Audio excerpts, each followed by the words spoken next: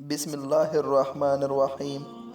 امام زہری رحمۃ اللہ علیہ نقل ہے کہ حضرت عمر رضی اللہ عنہ روتے ہوئے حضور اکرم صلی اللہ علیہ وسلم کی خدمت میں حاضر ہوئے۔ آپ صلی اللہ علیہ وسلم نے وجہ پوچھی تو عرض کیا کہ یا رسول اللہ، دروازہ پر ایک نوجوان رو رہا ہے جس نے میرا دل جلا دیا ہے۔ فرمایا عمر، اسے اندر لے آؤ۔ وہ نوجوان روتا ہوا حاضر ہوا۔ حضور صلی اللہ علیہ وسلم نے اس سے رونے کی وجہ پوچھی۔ کہنے لگا یا رسول اللہ، میرے گناہوں کا ڈیر مجھے رلا رہا ہے اور مجھے جبار سے ڈر آتا ہے کہ وہ مجھ پر غضبناک ہوگا۔ آپ صلی اللہ علیہ وسلم نے فرمایا جوان، کیا تو نے اللہ کے ساتھ کسی کو شریک ٹھہرایا ہے؟ عرض کیا نہیں۔ کیا تو نے کسی جان کو ناحق قتل کیا ہے؟ عرض کیا نہیں۔ آپ صلی اللہ علیہ وسلم نے ارشاد فرمایا کہ پھر اللہ تعالیٰ تیرے گناہوں کو معاف فرما دیں گے، اگرچہ وہ 7 آسمان 7 زمینوں اور تمام پہاڑوں کے برابر ہوں۔ نوجوان بولا حضور، میرا گناہ 7 آسمانوں زمینوں اور پہاڑوں سے بھی بڑا ہے۔ آپ صلی اللہ علیہ وسلم نے ارشاد فرمایا تیرا گناہ بڑا ہے یا کرسی؟ کہنے لگا میرا گناہ بڑا ہے۔ فرمایا تیرا گناہ بڑا ہے یا عرش؟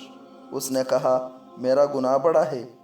ارشاد فرمایا تیرا گناہ بڑا ہے یا تیرا اللہ یعنی اس کا عفو؟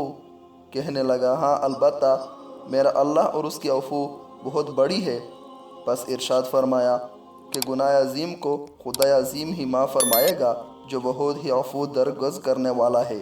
پھر فرمایا ذرا اپنا گناہ تو بتا۔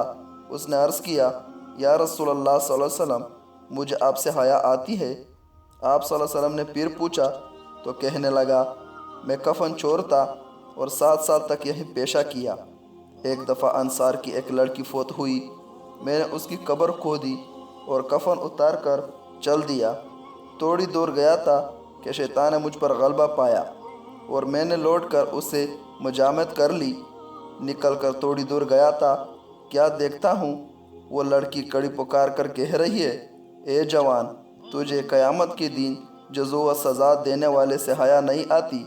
جس وقت وہ اپنی کرسی فیصلہ کے لیے رکھیں گے اور ظالم سے مظلوم کا بدلہ دلوائیں گے تو مرنے والوں کو مجمع میں مجھے ننگی کر کے چل دیا ہے اور میرے اللہ کے روبرو مجھے بحالت جنابت ہونے پر مجبور کیا۔ یہ سنتے ہی حضور صلی اللہ علیہ وسلم اچھل کر کھڑے ہو گئے اور اس کی گدی میں ایک دول رسید کیا اور فرمایا او فاسق، تو بس آگ کے لائق ہی ہے، دفع ہو یہاں سے۔ جوان وہاں سے نکلا۔ 40 راتوں تک اللہ کے حضور توبہ کرتا مارا مارا پھرتا رہا۔ 40 راتوں کے بعد آسمان کی طرف سر اٹھا کر کہنے لگا اے محمد صلی اللہ علیہ وسلم کے خدا، آدم و حوا کے معبود، اگر تجھے میری توبہ منظور ہے تو حضور صلی اللہ علیہ وسلم اور آپ کے صحابہ رضی اللہ عنہ کو اس کی خبر دے دے، ورنہ پھر آگ بیچ کر مجھے جلا دے اور آخرت کے عذاب سے نجات دے دے۔